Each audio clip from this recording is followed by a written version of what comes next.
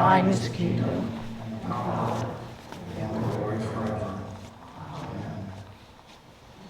So Pastor Melody asked me to organize this day, so it was one of the few times I get to choose the scriptures, and the reason I chose these scriptures is because they're in chronological order, and in all of them, the key part is there was a need, and then we were instructed to fill it. And there's some complicated things, but the key thing is that when there's a need, our task is to fill the need.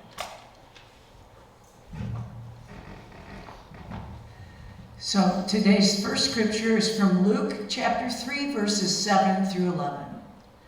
John spoke to the crowds coming to be baptized by him. He said, "You are like a nest of poisonous snakes. Who warned you to escape the coming of God's anger? Produce fruit that shows you have turned away from your sins, and don't start saying to yourselves, 'Abraham is our father.' I tell you, God can raise up children for Abraham even from those stones." The axe is already lying at the roots of the trees. All the trees that don't produce good fruit will be cut down. They will be thrown into the fire. Then what should we do? The crowds asked. John answered, "If you have extra clothes, you should share with those who have none. And if you have extra food, you should do the same." By that time it was late in the day, and his disciples came to him. "There is nothing here," they said. "It's already very late." "Send the people away. They can go and buy something to eat in the nearby countryside and villages." But Jesus answered, "You give them something to eat." And they said to him, "That would take 8 months of a person's pay. Should we go and spend that much on bread? Are we supposed to feed them?" "How many loaves do you have?" Jesus asked. "Go and see." And when they found out, they said, 5 loaves and 2 fish. And then Jesus directed them to have all the people sit down in the groups on the green grass. So they sat down in groups of 100s and 50s. And Jesus took the 5 loaves and the 2 fish, and he looked up to heaven and gave thanks, and he broke the loaves into pieces. Then he gave them to his disciples to set in front of the people, and he also divided the 2 fish among them all. All of them ate and were satisfied. And so that was from Mark. And so you can see where these two, the parable from Luke and the parable from Mark were much alike. And now we have Acts chapter 2, verses 42 through 47. The believers studied what the apostles taught. They shared life together. They broke bread and ate together, and they prayed. Everyone felt that God was near, and the apostles did many wonders and miraculous signs. All the believers were together. They shared everything they had. They sold what they owned. They gave each other everything they needed. Every day they met together in the temple courtyard, and in their homes they broke bread and ate together. Their hearts were glad and honest and true. They praised God. They were respected by all the people. And every day the Lord added to their group those who were being saved. May the word, the scripture this morning, bless your heart and bless our church. Please remain seated for our next song, and Zach will help lead.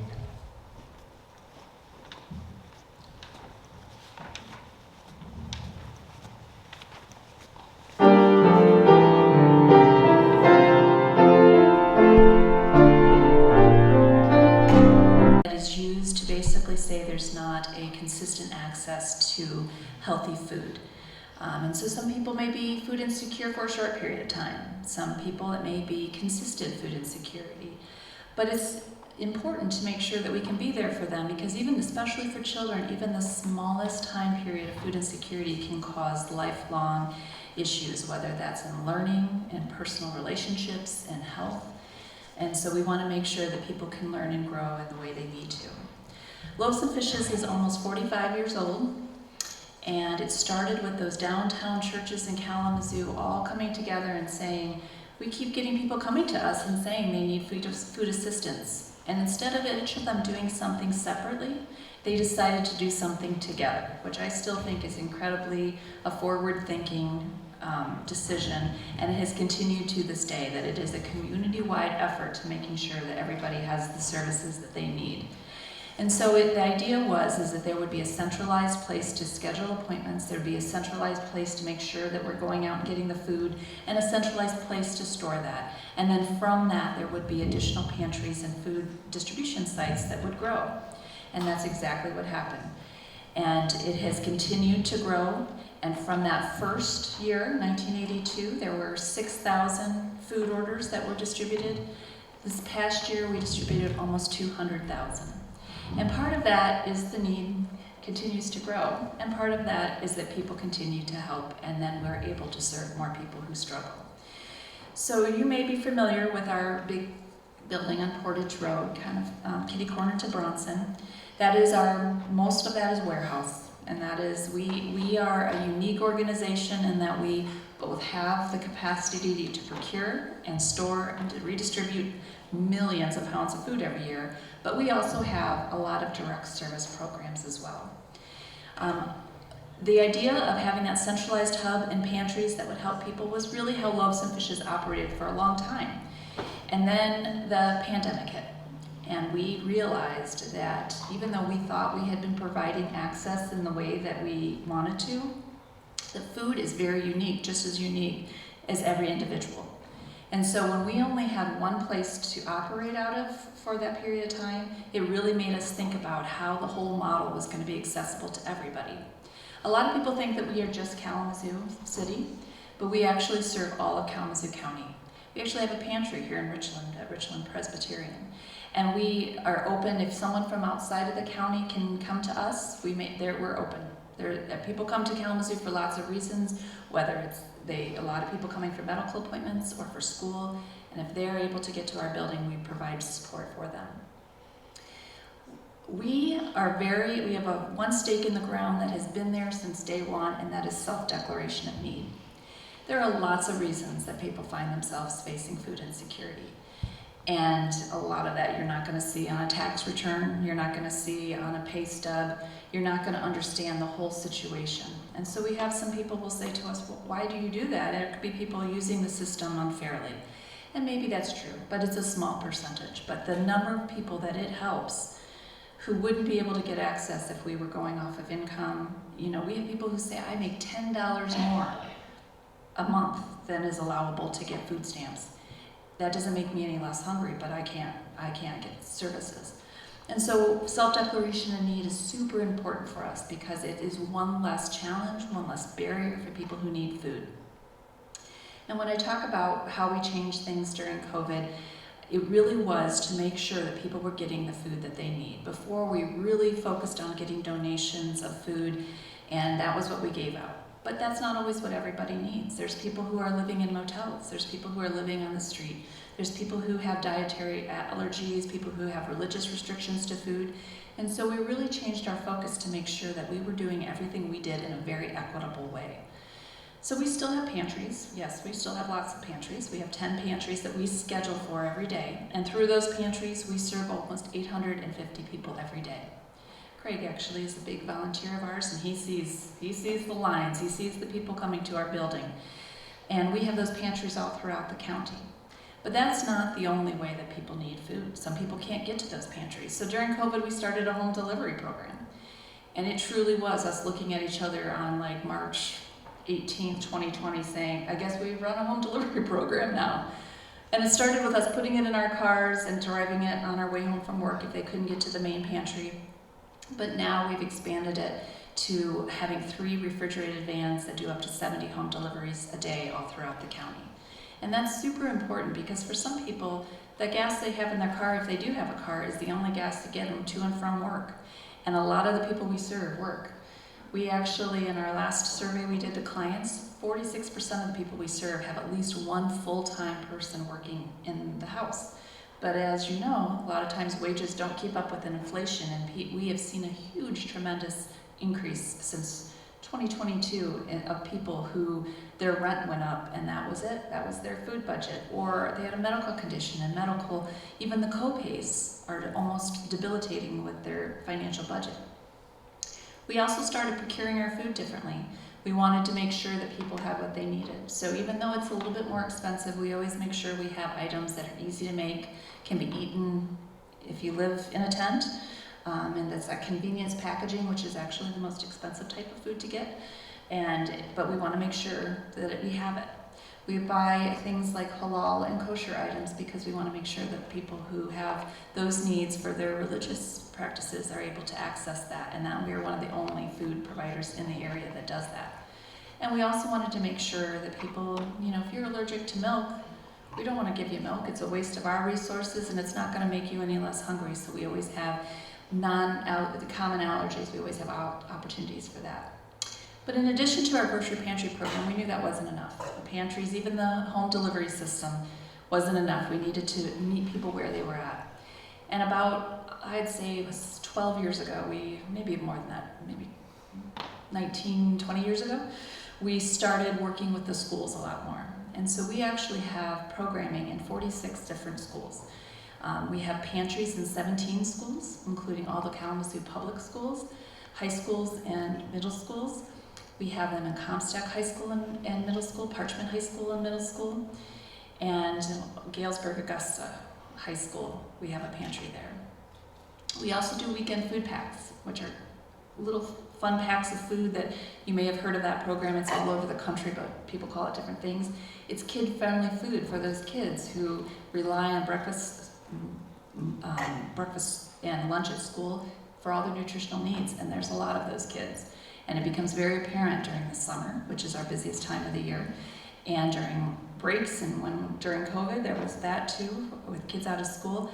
Every bit of nutrition they're getting from school. And so when they go home, it's really a hungry time. And so during the school year, we do 1,600 packs a week, and we distribute them to 26 different elementary schools throughout the county. Portage, Kalamazoo, Climax, Scotts, Galesburg, Augusta, Parchment, Comstock. Teachers, behavioral specialists, counselors, they're the ones that work with us to decide which kids need those the most. And then we encourage those children to make sure that their families can also come and get food from our major program, because we know that that is a need for the entire family, not just that child. We do mobile food distributions where we take our trucks and we park it, and people know it's a schedule, and we do 13 of those a month throughout the county. People don't need an appointment for those. It's a lot more supplemental, 5 to 7 items. It's a great way for us to push additional items to make sure people are getting, especially during the summer when we have a lot of extra produce, because everybody's garden produces more squash than they ever thought it possible. and that gets donated to us. We want to make sure we turn that right back around and give it to our clients. So that's a great way for us to do that. Those distributions on average serve about 100 people. So between those 13, we're serving a lot of additional people. And we find that people use one or the other. They might go to the mobile food distributions, or they might go to the grocery pantry program. And even though they can use both, they usually just pick the one that's more convenient for them. The other thing that really started to change during COVID was our relationships to other agencies who provide food as a part of what they do. So there are lots that have their own internal pantries or provide a congregate meal, like Ministry with Community or the YWCA Domestic Assault Shelter. And they need to find food somehow, and it's very difficult, especially with the high cost of food, for smaller agencies to get that. So we developed our partner agency program, where we put together a allocation for different agencies in the community, and they are able to log into our inventory system and put in orders. We don't charge them anything, but they're able to get food to supplement what they're doing. Examples of the pantries are Western's Essential Needs Program, KBCC's Valley Share Program. We work with a lot of very specific agencies who maybe those individuals could come to us directly, but they might be better served by working with them. For instance, like Westerns, yes, every Western student could come to our pantries, but if they go to Essential Needs, they also get help with rent, and they get counseling, and they get help with tuition. And so sometimes that's a better connection, a more comfortable connection for people who are facing food insecurity. And then we also do a lot of targeted outreach. You know, there's a lot of people who are never on their phones, watching TV, listening to what we're doing, and they are living off the bare minimum. And so we work with a lot of agencies who do street outreach. So Western's Med School does street outreach, where they go out into the woods, they go out to the street, and they're doing checkups. And we make sure that they always have food packs to give to people when they go out. All of the public libraries have our food packs in them, because a lot of times that's where people who are unhoused will be in the winter when it's cold, in the summer when it's super hot, and so we want to make sure they have access to food at that point. So it's, again, working with different agencies to make sure that we are giving food to those who need it, because that's what it's all about. You cannot be your best self, you cannot grow and be a productive member of society, be good to those in your life, to do well at work, do well at school, if you don't have enough to eat. It's just pure and simple.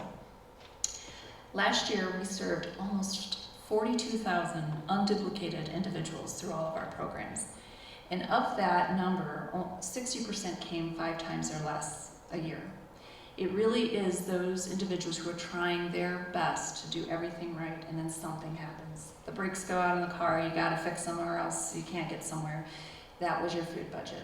Someone gets really sick and needs to have some medicine, and that was your food budget. And you can't make ends meet.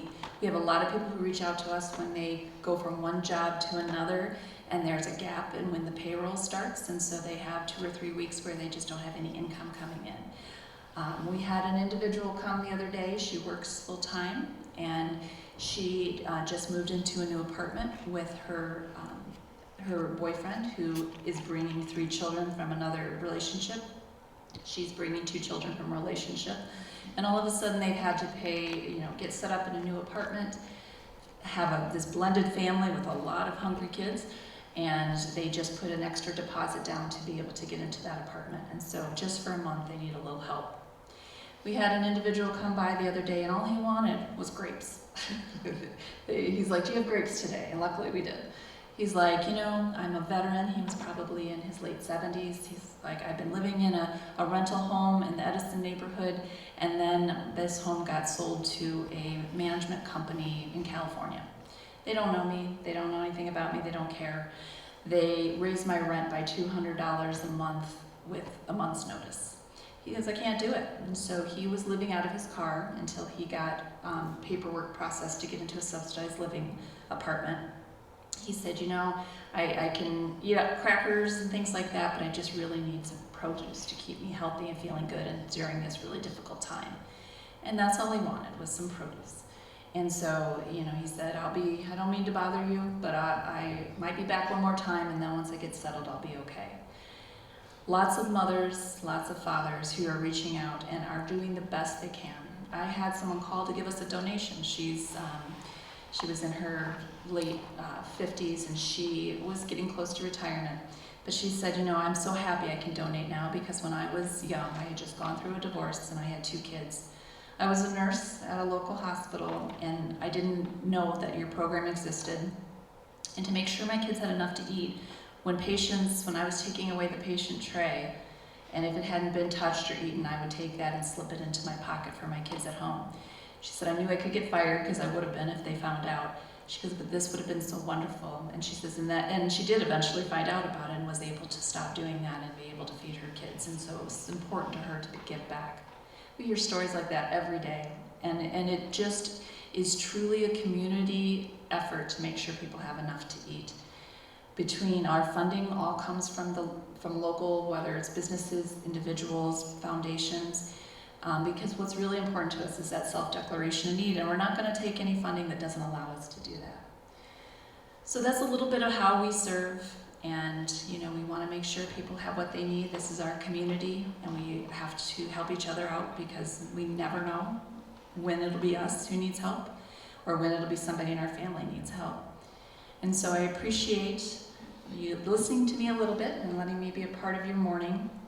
If you are ever interested in visiting our facility or volunteering, we have lots of opportunities for volunteering. I'm sure Craig can tell you a little bit about it. We have volunteer opportunities for those who just want to do it once, those who like to work with people, those who do not like to work with people. We have opportunities for that. And those who are groups, sometimes we have groups come in and they just do it once and they sort food or repackage potatoes or whatever we have that day, but we couldn't do it without them. Our staff is 28 people and 2 of those are part-time, and we belong to this community. We are shepherding it for just this moment before we pass it on to the next generation, and it's just an honor to be able to be here today to tell you about it. Thank you very much.